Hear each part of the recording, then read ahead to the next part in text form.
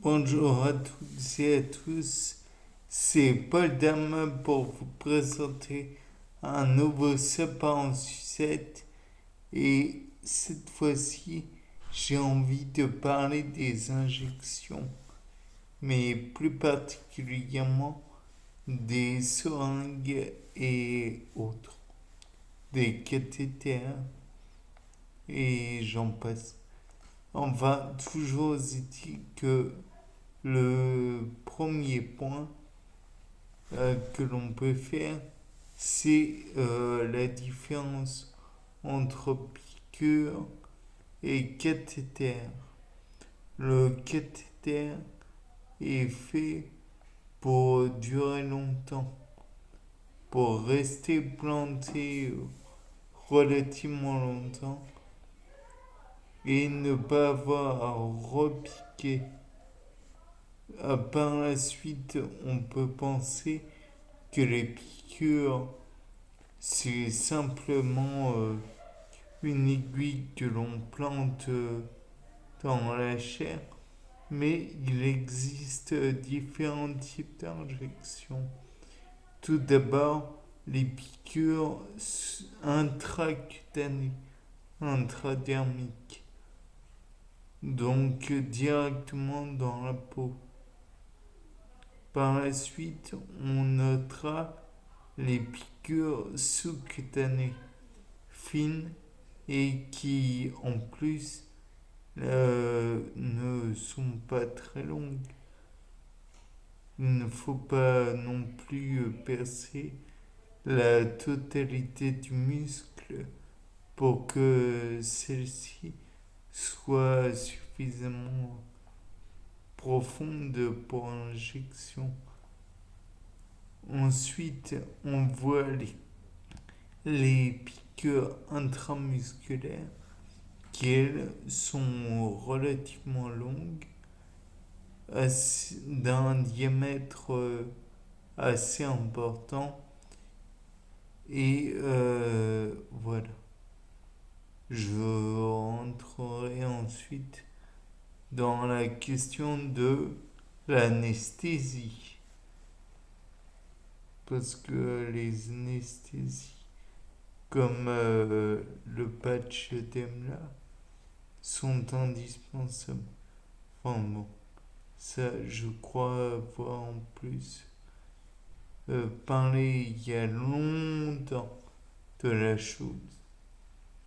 Mais bon, donc le piqûre intracu- euh, euh, intramusculaire. Bien. Ensuite, nous avons les piqûres intraveineuses qui finalement ressemblent beaucoup au cathéter, puisque le cathéter dont je parle est directement planté, entre guillemets, dans la veine. Ce sont des petits tuyaux dans lesquels on met une tige de métal pour les durcir ponctuellement. On perfore la veine, on laisse le tuyau, mais on retire néanmoins la petite tige de métal. Par la suite, on injecte un médicament et en plus, on peut mettre des liquides comme du chlorure de sodium en solution pour faire office de liquide physiologique. De plus, donc, ça permet de faire le garde-veine, de garder la veine sans que celle-ci ne soit trop altérée par la suite. Et en plus, ça fluidifie le médicament. Mais ne nous trompons pas, le médicament et le garde-veine le chlore de sodium sont dans deux réservoirs distincts. Bien. Par la suite, donc on peut dire que il est possible que les deux médicaments soient transmis dans la veine directement parce que en fait l'avantage de transmettre dans la veine c'est que la distribution du médicament sera générale tandis que si il y a une injection intradermique voire sous-cutanée, cela sera vraiment localisé. On peut noter certains noms de médicaments qui sont à la base prévus pour la sclérose en plaques. Je n'en citerai aucun. Si ça se trouve, il y a des brevets dessus. Mais j'en connais quelques-uns. Donc voilà. De même que pour la piqûre intramusculaire, il peut y en avoir qui sont faites pour la sclérose en plaques.